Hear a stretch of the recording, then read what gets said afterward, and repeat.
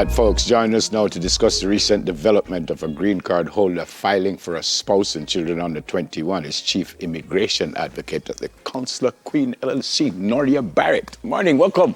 Good Miss. morning. Yeah, I don't call you Miss no more because you don't teach anymore, do you? No, I don't teach anymore.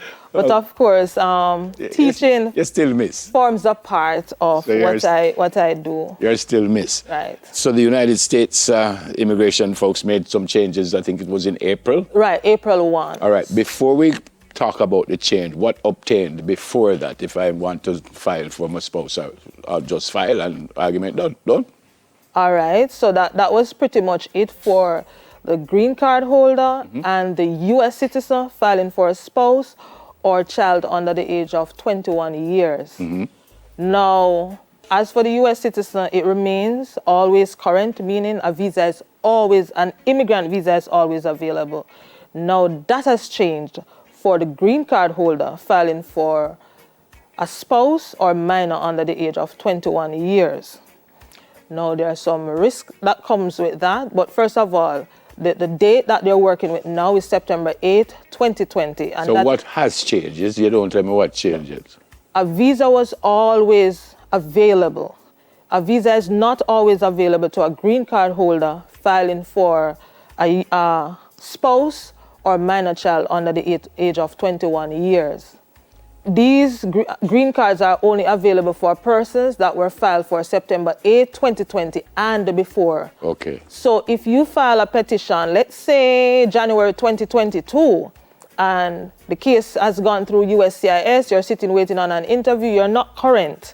There's no visa available for you, so you have to sit and wait and you have no idea when you will become current. How long that would take? Right, because at this point, since they have implemented that April 1 rule, the data is stuck at September 8, 2020. So April, May, June, July, the data is stuck there, so there has been no movement. Yeah, have they given a reason why they made the change, why they're doing this? The reason that came was the fact that that category of individuals' visas, immigrant visas, has a cap. And if they don't cap it, then like a sibling filing for a sibling, those spaces can would have ended up being given to those persons. So less sibling filing for sibling or a U.S. citizen filing for a child over the age of 21 and married and so on, right? So they have done that now to kind of balance the playing field, they say. But remember now, unlike the U.S. citizen, the minor child suffers because that child is still without a parent. And sometimes they're open to abuse to whoever they're living with, whether in Jamaica, in the wider Caribbean, or other countries outside of. Yeah. Right? So they're open to abuse. But there is a workaround, and persons need to consult to know what workaround works for them. What is workaround? There is a workaround, and one such workaround is that, let's say a mom, green card holder, filed for a minor child. She can check if she's able to do her citizenship now. Okay. So if she has that citizenship done, then it changes her status, right, and it changes the child's status, right, and immediately a visa, right, is available. And that's one workaround in the process. A step parent could have done the same thing too. Okay. Right. So, yeah. What happens if I file for my child who is not 21, but the length of time it takes by the time I reach, the child is 21? Oh, wow. All right. So they could possibly age out, right, if you are a green card holder doing that process.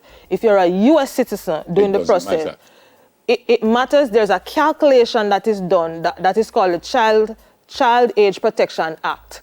So they will try as best as they can to hold the age at 21. So the child would not age out and then start to be calculated at 21 and be right. Right. Wow.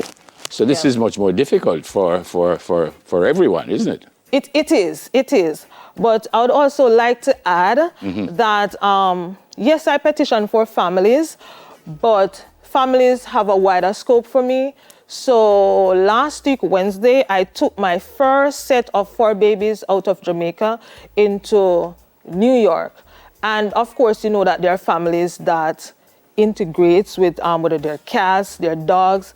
And when they go, these family members can go as well. And their process is far simpler because it's really an export. When it comes to the animal, it's really an export. It's not a filing process.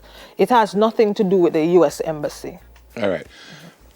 Take me through the entire process quickly. So if someone watching now and they say, I want to file, where them start? Tell me exactly where them start. Okay, so let me tell you where they will start with the Consular Queen LLC.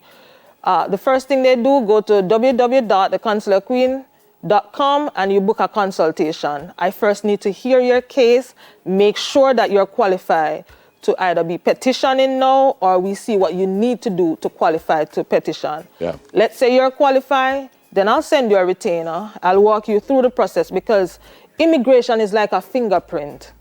Every case is different. No matter how you see, they look alike. So that consultation is important to understand your case, and then we petition accordingly. Yeah. All things being equal, how long would the process take from start to finish? All things being equal. I have everything in line. I do what you tell me to do. I have all my papers. They're ready to go from start to finish. How long that takes? All of that is dependent on USCIS. Who is USCIS? That's the U.S. Citizen and Immigration System, right? So that is dependent on them. And I'll say that's dependent on them because I'll tell you one workaround I've had. A parent reached out to me in April. That's after the change was made. And I said to her, listen, have the step parent do the petition. And by June 6th, she reached back out and she's like, oh, the petition is approved. And then she reached out for help again and the case is now in Kingston here for an interview.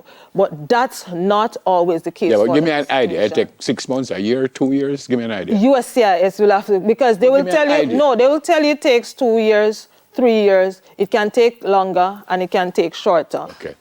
All right. So it depends on who is filing for who. If you're petitioning for a sibling, I can tell you that's probably 2 decades. 20 years? Yes, it's taking about that right now.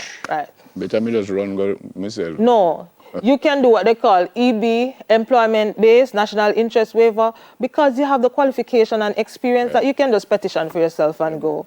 Good to see you. Thanks for coming in. Thank you. Blessings, Chief Immigration Advocate at the Consular Queen LLC, Nordia Barrett. All right, Smile Jamaica, much more. But our second edition of News in 5 when we come back. Stay with us, please.